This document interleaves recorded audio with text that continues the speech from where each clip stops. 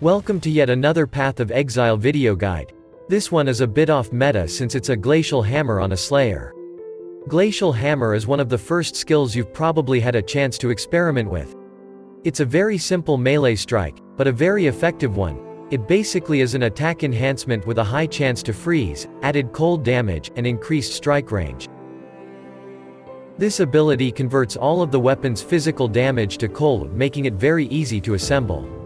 The newest addition to this build is Trauma Support Gem, but this one is optional. It requires some adjustment to withstand and keep the trauma stacks at a high level. The build wasn't expected to perform well as a fast mapper, and it definitely isn't one, but it is still at an acceptable level due to the abundance of frenzy charges and shattering mechanics. With the guaranteed freeze, you can also benefit from heat shiver and precise technique simultaneously. With Bane of Legends and Headsman, the character will be able to kill bosses with ease. Masterful Form will increase its damage after combining it with Arn's Anguish to create brutal charges. The impact is chosen for a better clear speed and damage. If you use Trauma Support, get Brutal Fervor. Glacial Hammer will be the only skill you will need to use. It can easily shatter enemies, so combined with Herald of Ice it offers a decent area of effect even when it's not supported by Melee Splash or Ancestral Call. It can freeze most of the bosses, making it a safe choice. The defenses of the build have been more of an afterthought, but luckily for us, it can be easily patched up with tons of armor, Fortify buff, and about 5,000 maximum life. Overall it has average or above average survivability, depending on your gear. If you want something more tanky, pick Juggernaut instead. Clear speed is comparable to that of a Bone Shatter, a melee strike that kills an entire pack of monsters with one swing. Single target damage is excellent. You have all the good Slayer's keystones and the damage of the Glacial Hammer. The build is cheap and can be started on a budget, but the gradual upgrade to a high-end form is really expensive.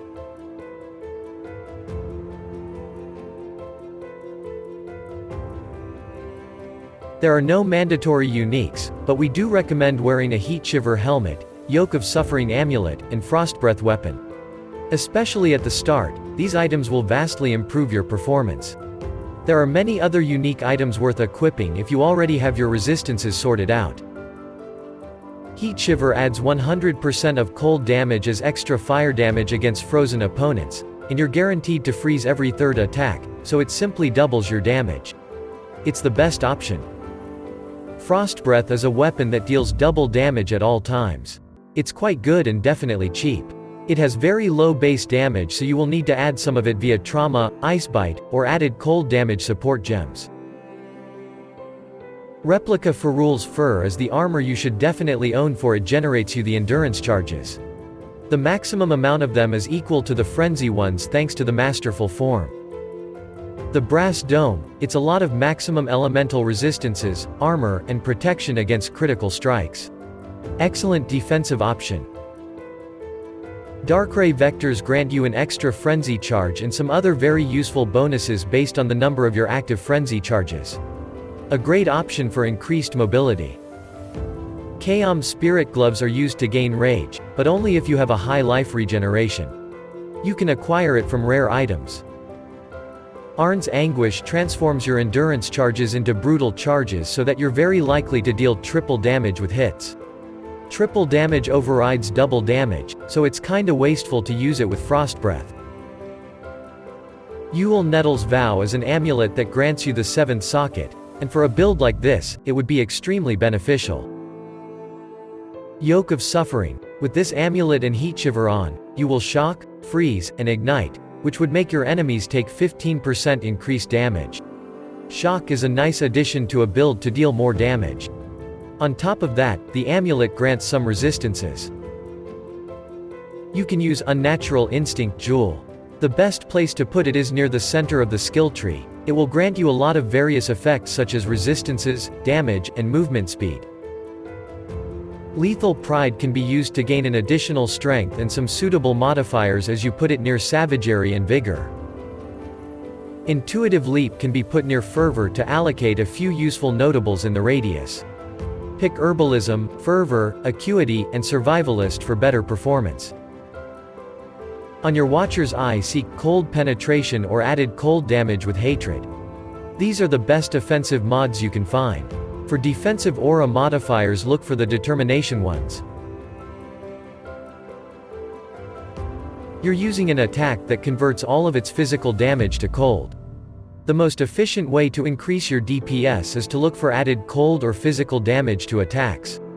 The character deals no critical strikes, but your accuracy rating must be higher than your maximum life to activate the precise technique.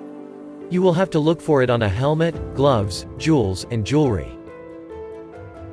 On a helmet, look mostly for life, resistances, accuracy rating, and a cold damage reduction for nearby opponents. All of the Glacial Hammer enchantments are great additions to the build. Body armor should be only a transitioning armor, so don't invest too much in it, just enough to get a lot of life and resistances. Replica Ferrule's fur is a much better option here. Just sort the weapons by the physical or cold damage per second on the trading website and get the one with the highest number you can afford. Attack speed is obligatory. What you could do is also pick up a two-hander. It can deal a lot more damage but requires you to adjust your passives and the rest of the gear. On a shield, seek defensive stats, block chance being the best one in our opinion. Maximum life, resistances, armor, reduced extra damage from critical strikes, and physical damage reduction should be present too. Compared to Arn's Anguish, only an expensive rare belt with good stats is a better choice. Life, elemental resistances, and elemental damage with attacks are the suitable affixes here. On an amulet, prioritize life and resistances, then look for accuracy, added damage, and some missing attributes. You should anoint it with Divine Judgment or Panopticon. If you need accuracy, go for Weathered Hunter or Finesse. On your rings, besides life and resistances, seek offensive or utility mods such as the ones listed here. Steel rings are great for their inherent added damage. Life and accuracy rating are the most important mods on the gloves. The more expensive ones include additional targeting for strikes and maximum frenzy charges. Remember, you can enchant it with Searing Exarch implicit mod for additional strikes. Rare jewels should provide extra maximum life and various damage bonuses for maces or one-handed weapons. You can also get the missing resistances or attributes here quite easily. We've used just one large cluster jewel. If you don't have a mana leech source, get Fuel the Fight notable. For more damage, pick Martial Prowess. Overlord is a great source of Fortify. When it comes to small cluster jewel, try to get as much mana reservation efficiency as you can to fit all the auras. If you don't need it, just use regular jewels instead. There are 3 unique flasks that you should definitely use. Lion's Roar, the best flask for melee physical builds. The damage it grants will be converted to cold.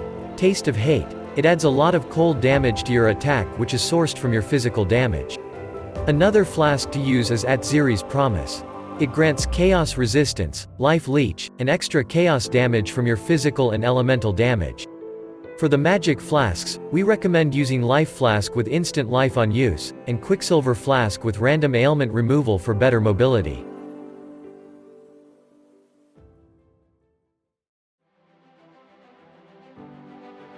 Glacial Hammer is a strike skill that deals a lot of cold damage to a single target.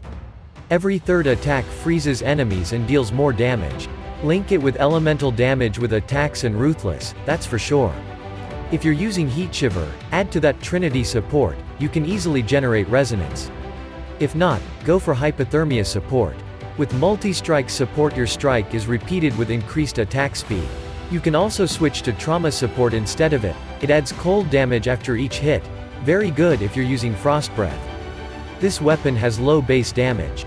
Also, withstanding the trauma stack requires some adjustments. Ice Bite support increases the chance to freeze, the damage you deal to frozen enemies, and adds a lot of damage per frenzy charge. If you don't plan to stack frenzy charges, replace it with simply added cold damage support. If you use trauma support, just go for the faster attack support, you will have enough added damage from trauma stacks. As for auras, pick Hatred, Determination, and Herald of Ice. You can socket these auras on a shield with increased mana reservation efficiency. Hatred simply increases your cold damage. Herald of Ice adds damage to your attacks and makes the frozen enemies explode on kill for an extra area of effect. Determination adds and increases armor for physical mitigation. The other auras you can use are Precision and Defiance Banner. Precision is used only to get enough accuracy for the precise technique. You might not need it at all. Defiance Banner increases your armor and evasion rating while reducing the critical strike chance of nearby opponents. For your Ancestral Totem setup, use both Ancestral Protector and Ancestral Warchief. One grants you more attack speed, and the other more attack damage. Link them both to multiple totem support. It allows you to summon both totems at the same time. You should also use the Frost Bomb. It applies cold exposure for reduced cold resistance and reduces life regeneration rate. Keep it at level 1, and link it to a level 1 cast when damage taken. It should activate fairly often. Link it also to a Bonech Hill support so that enemies in chilling areas created by Frost Bomb will receive more damage. For a mobility skill, use Leap Slam. It allows you to jump and move faster, especially after connecting it with faster attack support. Molten Shell is a guard spell that reduces the damage you take from hits for a short time. It scales up with your armor. Blood Rage increases your life leech, attack speed, and grants frenzy charges on kill. It drains your life over time. Ancestral Cry is a war cry to enhance clear speed. It grants strike range and extra targeting for strike skills. You may not need it, we haven't used it in the gameplay footage. For a curse, you can either use Frostbite to lower cold resistance, or Elemental Weakness to lower all elemental resistances, which is a far better choice for when you're using the Heat Shiver helmet.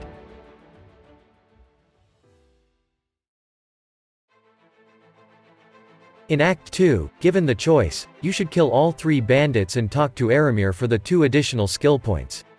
For a major god, we've chosen Soul of Solaris to take less damage when fighting only one enemy, but you can also choose Soul of Lunaris, as you will often find yourself surrounded by enemies. For a minor god, pick Gruthkul, as it reduces the damage you take if you're getting hit frequently, but all of the minor gods are good choices with their own merits. You can choose any. On the passive skill tree, focus on maximum life, elemental damage, accuracy, and damage.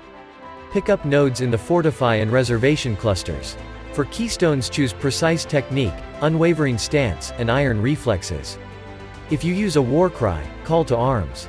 We've also picked up 2 extra Maximum Frenzy charges in Disciple of the Slaughter. These are great with Masterful Form keystone. For masteries, get Fortify on hit as Fortify Mastery, extra maximum life as Life Mastery, increased effect of auras as Reservation Mastery, 1 extra strike skill targeting as Attack Mastery, chance to treat enemies' resistances as Inverted for Elemental Mastery, and extra accuracy from Accuracy Mastery if you need it. If you've decided to implement trauma support, pick Brutal Fervor instead of Masterful Form. And that's everything that you need to know about Glacial Hammerslayers. The build offers a lot of wiggle room for minor adjustments, so feel free to do so. If you found this video informative, leave a like or a comment down below. Stay tuned for the next video and take it easy.